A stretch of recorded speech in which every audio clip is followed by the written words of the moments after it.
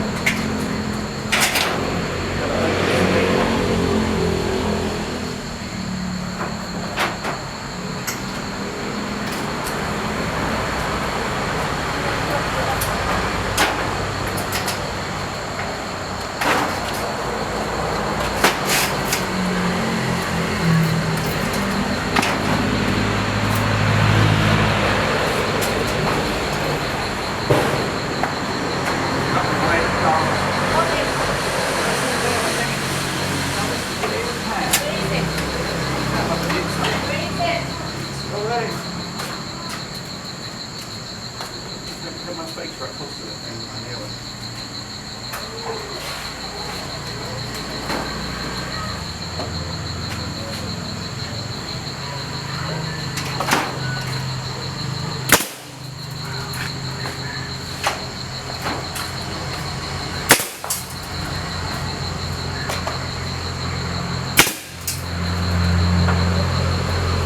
Straight looking. I went by that. Straight.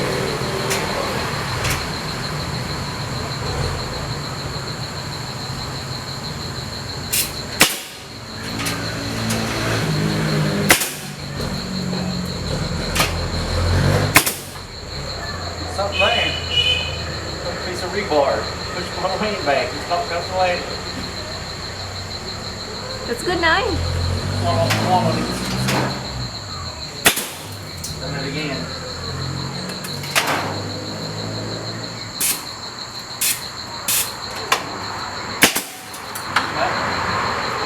Close to the edge, it's probably all kinds of rebar in there. You know?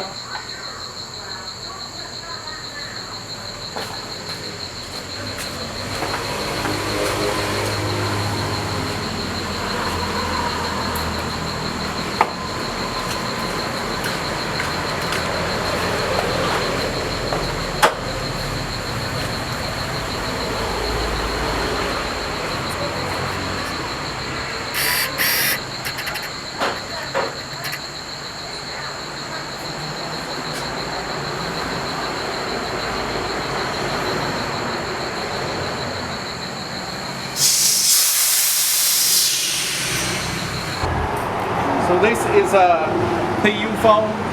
There's a gap up there. We'll fill the gap with it on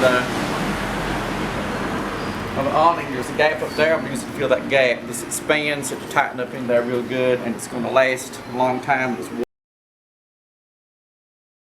right here, polyurethane, waterproof.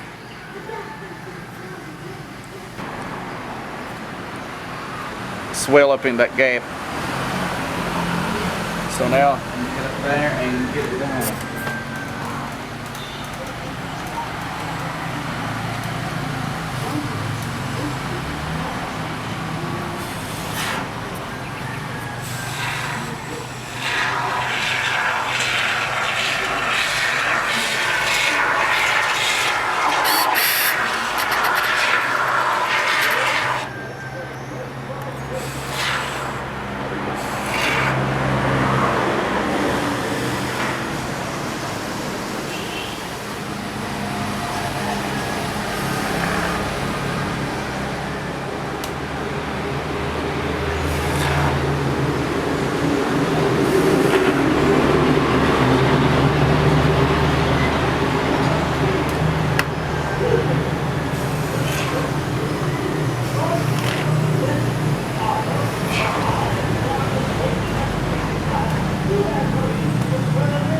Got it.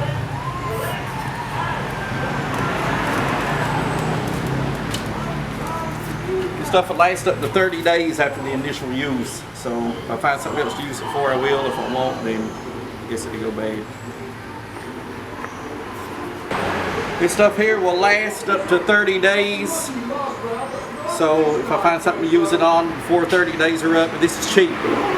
If you buy these, I don't know why, if you buy these that have only this nozzle, they're 3 times more expensive. Buy the exact same kind that you can actually put this nozzle on. If you buy the exact same kind with the screw-on piece, it's like extremely cheap. I don't know what the deal is with that, just because it comes with this. But if you've got an extra one of these, which I used to buy these, order them now. If you got an extra one of these, then you can stick it on here. But the other nozzle, and I didn't use the professional nozzle because I don't need it for an application like this, but I'll show you what it looks like. Hey, you want stuff on my leg?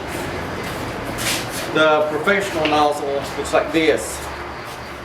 And you screw it on top of here, which I'm not going to do. You screw it on top of here, and then you use it like this, upside down. Because you're actually supposed to use this upside down. But with this, if you hold it like this, it's hard to do. So even a lot of people, even me, when you use it, they use it like this. But you're actually supposed to be upside down when you use it. So they just pull this trigger and spray it in there, and then this adjusts how much comes out. With this, you get what you get.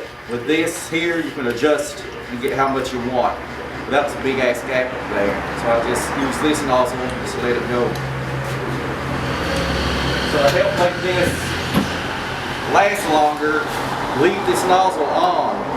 And if any dries in here, it comes out pretty easy. If any dries in here, you can get it out. Just leave the nozzle on, leave this on the tip, let it dry like that. Don't clean that tip off.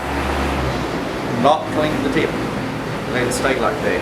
That way when you go back to use it, it's easier to use, easier to get out. And I've used this stuff, when I built our pizza restaurant, I used this stuff all over the bathroom. Remember? The bathroom, sealed up the bathroom.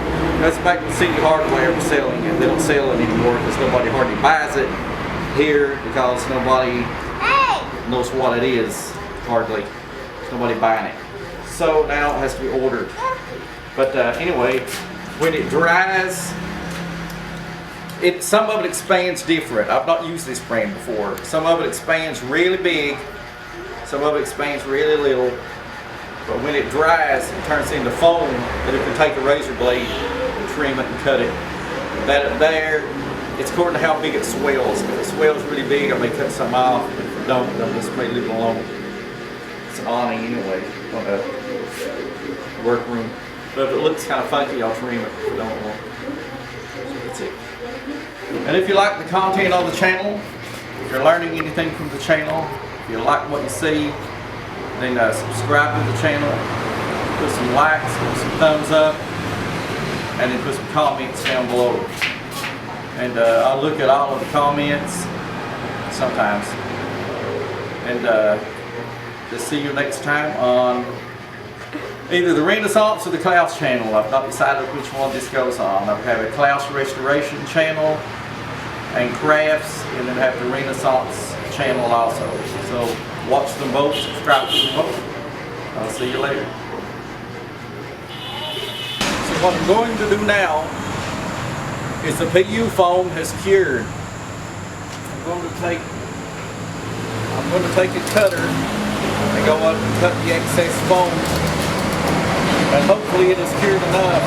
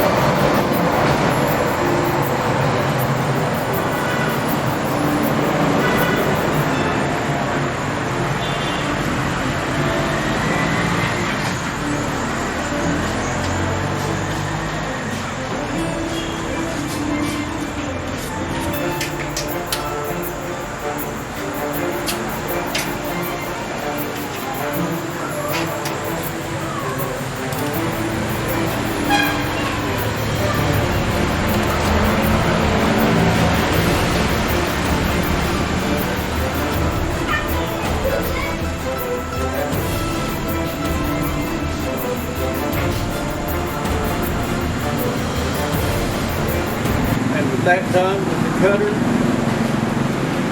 See, using the cutter on the foam, this is about an hour later. The foam is not 100% cured, but it's cured enough so it can be cut.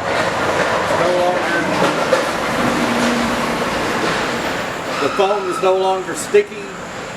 It's turning into foam now, but by tomorrow that will have actually expanded a little bit more and become more hard and more dense. So that's how you cut the PU foam after it's done.